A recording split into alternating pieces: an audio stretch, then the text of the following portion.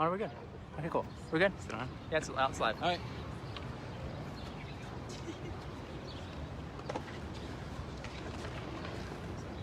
Mics actually work. Oh, they do. Oh. The one with the Disconnected. Fantastic. Connected. Everyone knows how much I love speaking on the mic. I really do. Actually grab the mic with it also. Oh, you actually want me to hold it? Yes. Welcome everyone. Yeah, It's so good.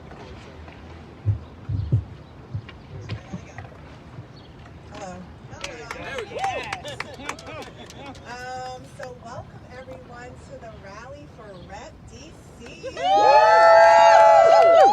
Okay, so the Representation and Education Pipeline Project. That's what REPP DC stands for. It's good to see so many faces, especially familiar faces, here to support teacher diversity and workforce opportunities. So this project will expose many high school students to the teaching profession, as it definitely is a valuable profession, and offer opportunities to both high school students and paraprofessionals.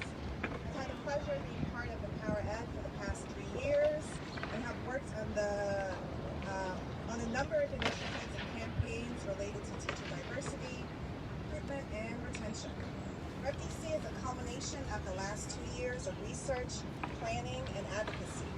This proposal aims to create a sustainable teacher pipeline that focuses on diversity and workforce opportunities. REPP DC will give paraprofessionals, those with bachelor's degrees and those without, as well as high school students, the opportunity to receive funding through a citywide initiative for Grow Your Own programs to pursue careers in the teaching profession. I was really blessed and privileged to have Black and Latinx teachers during my elementary and middle school years. This representation mattered to me then, especially as I went on to college and then grad school as a first-generation higher education student. And it matters to me now. Seeing someone that looks like me at an early age sent me the message that I could be successful, that I was important, and that I was worth it. My hope is that through REPP DC, many Black and Latinx students will receive the same message. Mayor Bowser and the DC Council, we're asking that you budget $1.3 million in this year's budget to fund the REPP DC proposal and invest in teacher representation and retention. And now, I would love to introduce my co-chair, Isabela Sanchez, who will share more about why REPP DC and the Latinx family.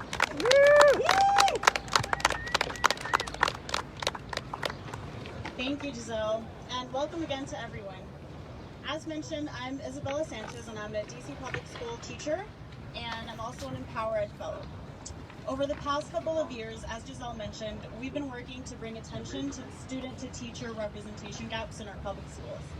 And now we're asking the mayor and DC Council to invest in closing this gap. Why? Well, the student population in DC schools has been growing more and more diverse over time, but teacher representation has not grown at the same pace. Consider that in our wards with the highest populations of Latinx students, wards 4 and 1, there is a 30 to 43% Latinx representation gap. If that doesn't sound staggering, also consider that in practice, this means that some schools where Latinx students make up the majority of the student population, there might just be 2 to 3 Latinx teachers. While the numbers tell one story, they don't even get close to telling the stories of countless students who would benefit from having a teacher who looks like them and who can relate to them racially, culturally, and linguistically. I think back to the day after Election Day in 2016, when my class of majority Latinx students, many of who were first-generation immigrants like myself, or children of immigrants who maybe did not speak English yet, looked to me to create a space to process their fear, anger, and disappointment. I can try to paint you a picture, but I think you understand when I say that it just hits differently when the person you're talking to about your identity being threatened is someone who shares that identity. This is why we're asking the mayor and the DC Council to set aside $1.3 million in next year's budget to fund the REPP DC proposal as a first step in creating a sustainable pipeline of diverse teachers. REPP DC, or the Representation and Education Pipeline Project, seeks to create a clear, accessible, and affordable pathway for paraprofessionals and high school students seeking to become teachers in our schools. The goal is for any paraprofessional seeking to become a licensed teacher, whether or not they have a bachelor's degree, to be able to apply and receive the financial support, the academic support, and the mentorship necessary to become teachers at a participating teacher preparation program. We also know that the earlier we can help students understand the value of teaching as a profession and plant that seed of education as a viable career, the more likely students will pursue teaching as a career. That's why REPP DC seeks to expand existing dual enrollment programs for high school students and give them the opportunity to take education courses alongside current college students. Our students deserve to be given the opportunity to explore teaching as a career option in high school and to do it alongside supportive members. REPP DC funding, if granted, would staff an office at OSSI that would coordinate the local participating teacher preparation programs and manage the distribution of scholarship funds. Ultimately, REPP DC's goal is to bring about the funding to uplift, coordinate, and expand the already incredible work that our higher education institutions and teacher prep programs are doing. And in doing so, to create a clear pathway to teaching for paraprofessionals and high schoolers. We've seen countless states like Washington and Colorado develop really successful educator pathways in similar ways. We've learned that when they do it right, they've been successful in not only diversifying the teacher workforce, but also in retaining teachers. So if other states have done it, why can't we? Next up, you'll hear from Dr. Constance Lindsay on why teacher diversity matters. Thank you.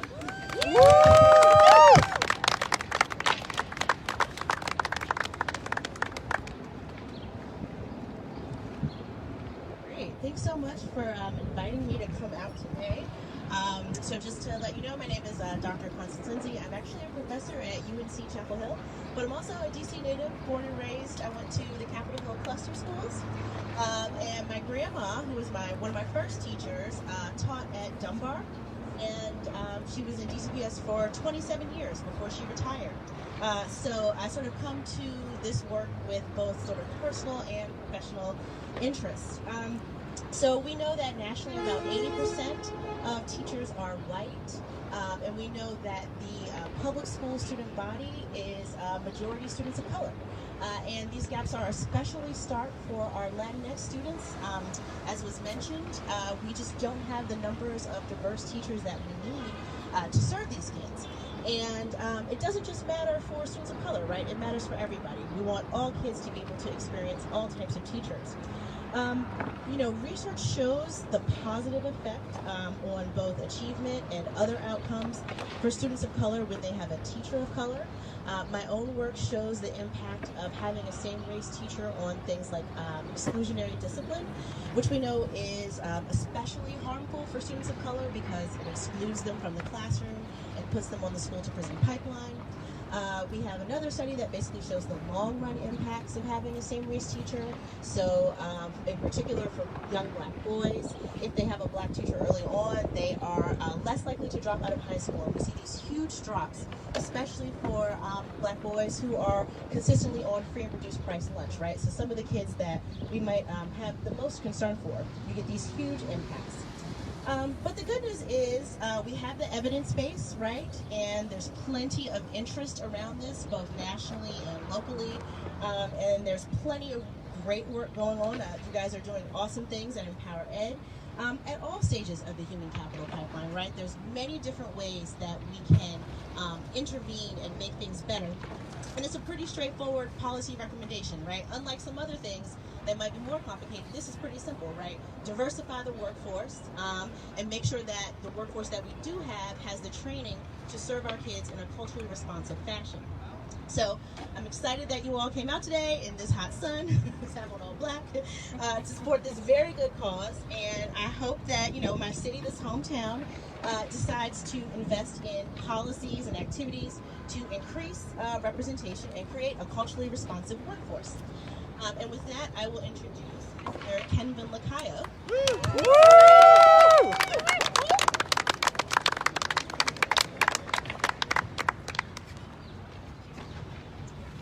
Hello everyone, my name is Ken Vanlicayo. I'm a Washington DC native, born and raised. I I'm the proud son of immigrant parents, currently a Trinity Washington University student, and the youngest dean of students ever in DCPS history at McFarland Middle School. Don't fact check that.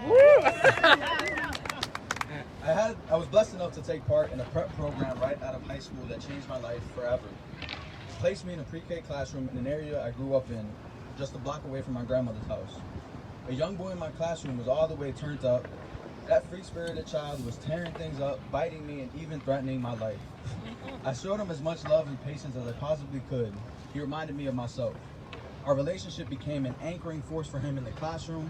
Although he struggled throughout the year, I was there for him always. Weeks went by of this interesting intro to education when one day we were eating lunch together and he turned to me and said that he loved me. I told him I loved him too. He went on to do amazingly well in pre-K 4 and great in kindergarten, and he's now a first grader. Recently, I've been trying to connect with my middle school students, trying to build the same relationship except virtually. One of my students recently told me that I give her the vibes to never give up and chase her dreams. This was after I texted her telling her how proud of her growth I was. I say this to say that these positive educational experiences can be countless when DC students can be empowered to work in the schools and communities they know. Familiarity breeds likeness. That means we need more Latinx and Black teachers across the city to inspire our youth to become teachers, principals, or even dean of students. Our students are capable of being anything and everything they want to be, and sometimes may not even know that they could be if we grant them the opportunities to do so. Had you told 16-year-old me that I would be working in schools, I probably would have laughed you out. I did not see teaching or being an educator as a viable opportunity. Empower Ed, the REPP DC proposal, would help invest in programs like the one that changed my life and could change countless others. I wish to stand as a testament to the power of access to opportunity and relentless investment. I truly believe I am not remarkable, nor am I special. I grew up doing much of the same things many of my friends did. It got me expelled from high school where someone told me I would amount to nothing. It got me a PO in only 10th grade and had me miss almost 2 entire years of high school. Throughout all this, I had people be relentless in their belief in me. Educators who spoke a fire into my heart that no matter how much I wanted to put it out, no matter how much my circumstances and the systems that surrounded it wanted to put it out, still it burned. These educators were all people of color and all had a personal connection and understanding to my community and to me. I feel it made them especially interested in seeing me succeed. I know I feel that way about my students now.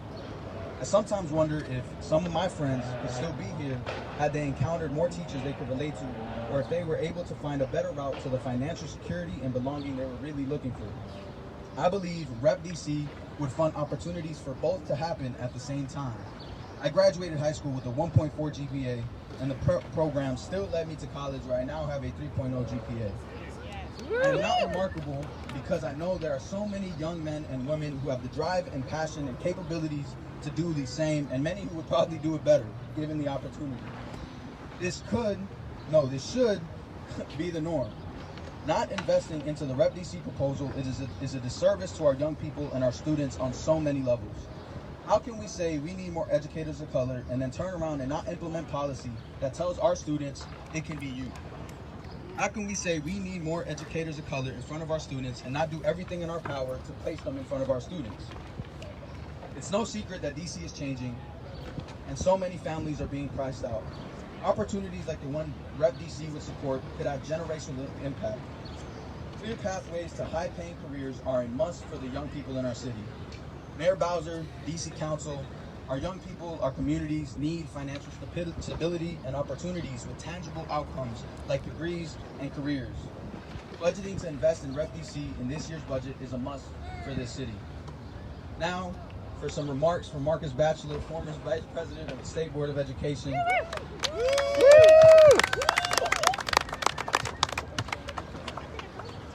What's going on, everybody? Hey. Let's give it up for Kimvin. He is amazing. DC kids do it better. So, first off, my name is Marcus Batula. I am the former Vice President and Ward 8 Representative on the DC State Board of Education. I'm happy to be joined by my Ward 8 successor, Dr. Colleen Reed, and the current Vice President of the State Board of Education, Emily Gasso. She's from World 1, that's okay too. No, Ward 8 in the house. No, we love Ward 1. I'm really excited to be here to rally for the bold investments that, quite frankly, Empower Ed. Let me just also say I'm also a proud board member of Empower Ed. Yay! I'm excited to be here at this really important moment as we rally for the investments that, quite frankly, Empower Ed has been laying the groundwork for the last 2 years. When I was on the State Board of Education, it was teacher leaders from organizations like Empower Ed who came to the board and said that we keep talking over and over again about the need to improve representation in our classrooms, that we know that Black and brown students learn better when they see folks in the classroom who look like them. And every year we say it, but every year we do nothing about it. And they came to the State Board of Education as elected representatives and said, you say it, right, every year, and pass resolutions, but we don't fight for it. And they challenged us to do better. And I'm so excited that even in my post-elected life, I get to stand yet again with the teacher leaders here at Empower Ed to finally get that investment in this year's budget. And that's why we're all here. So give yourselves a round of applause. Woo! I clearly want to give a shout out to all of the teacher leaders in the audience right now, especially the Black and brown teacher leaders here and across the city who, quite frankly, on the 1-year anniversary of George Floyd's murder, have had one of the most difficult years to be a Black teacher or a teacher of color to students of color that we've had in a very long time. And so we want to always know that improving representation is critical for the quality of our classrooms, but it's also critical for the social emotional growth of our Black and brown students, and we can't underscore that. And I talked about a lot of experiences I have in this city, but all of those things were shaped by the fact that I was able to have Black and brown teachers in my classroom who showed me that I belonged in spaces of authority, in spaces of caring, in spaces of responsibility and community. Those Black and brown teachers who told me that I could do anything, that I wasn't too skinny or too small. In my elementary school days, I had a growth spurt in 9th grade, but that I wasn't too small to speak in front of an audience and to take agency in my own community, and all of those things made the difference. But since I've been growing up, fewer and fewer Black and brown students in our city get that opportunity. And if we want to ensure that young people just like me and just like Kimben can grow up in the city and get those same experiences and give back to young people who come behind us, then we must invest in this now. And I'm really excited to be there to fight with you every step of the way. So thanks so much. Woo!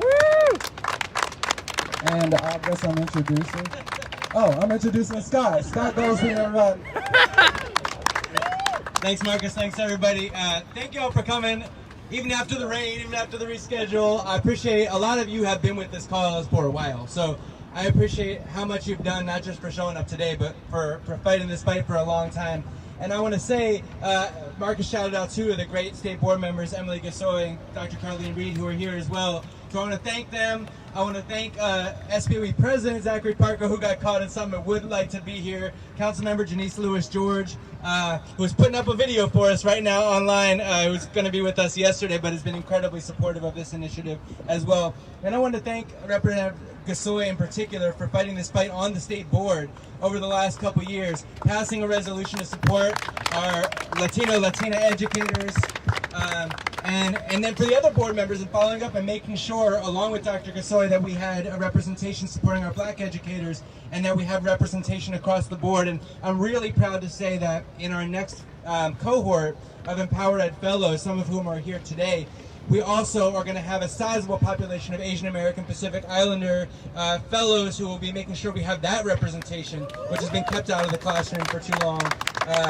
represented in our educators and in the educator voice that shows up in DC. So I just want to get down in closing here to what we're asking for and what we want. So there are a lot of contentious issues in DC education. This is not one of them, right? There is wide support for the fact that we need teacher diversity, that we need to have educators of color in the classroom, that it makes a difference for whether our students succeed in school, whether they graduate, whether they go to college. and their lives outside the classroom and the kind of support they have because they have someone who can relate to them. So the bottom line is, we've been working this for a long time, and Isa and Giselle over here, who have been non-stop fighters for this cause for the last couple years, they have been on the phone, they have been in meetings sometimes 2 or 3 times a week over the course of this fall. And look, this is what they found out. OSSI supports this. DC Public Schools supports this. Howard University, UDC, Trinity University, American University. There is not a lack of support for this proposal, and it is rare that we are in a fight where we can say all of those people are in agreement, right, that we should do this. So there's one thing left, Mayor Bowser, and that is to fund it in this year's budget. Because we are asking for a drop in the bucket. Every year, DC loses millions of dollars in losing teachers. In our $20,000 per teacher that we lose each year. Over 5 years, we've lost $40 million just compared to if we had average turnover. We would have had $40 million more dollars. So this is what we're saying, $1.3 million. That's it, $1 million in this year's budget to start us on a pathway to do the same thing, honestly, we've done for police for a long time. Have a clear, debt-free pathway for young students to become educators, mentor-supported, debt-free, and make sure they can be successful in the classroom once they get there. Follow them through to the classroom, follow them once they're in the classroom, and make sure they are excellent educators who are there to support our students every step of the way. So that's what we're asking for. We want to see it in this budget on Thursday for Mayor Bowser, $1.3 million to fund REPP DC, to fund teacher diversity. If we don't, we're going to be knocking on the door of the Wilson Building again, asking for the members of the DC Council to make sure it gets in the budget this year. And we're not going to stop until we get this funded, because in this first year, this proposal would make sure that 20 high school students and 20 paraprofessionals have complete funding, right, to start off on their way to becoming licensed educators and in the classroom. And we have thousands of educators in DC, both in the high school track and hundreds, if not thousands, in the paraprofessional track, who are just a few credits away from becoming licensed educators. And for a very small investment, we're talking $15,000, $20,000 per educator, we can have a huge new track, new pathway, right, for paraprofessionals to become licensed educators. They already represent our students better. They already represent the population of DC. So this is what we're about. We're going to keep making sure we put the faces, right, that represent our students in this city. And sometimes I say, you know, our goal is not just to represent the teacher population in DC, because our teacher population doesn't always represent our student population. Our goal in Empower Ed is to represent our students, right? So that we have the teachers in the classroom and the teachers at the State Board and the DC Council who represent the students who are in the classroom. And when we do that, we're going to get good policy. And when we listen to those teachers who are with those students every day, we're going to get good policy. And if we invest $1 million in this budget, we're going to get good policy, we're going to get good educators, we're going to retain those educators, and our students are going to be better off for it. So thank you guys so much for coming today. Email the mayor, email the deputy mayor, email your council members, let them know we want to fund REPP DC, and thank you so much for fighting for teacher diversity and standing with us today. Thank you.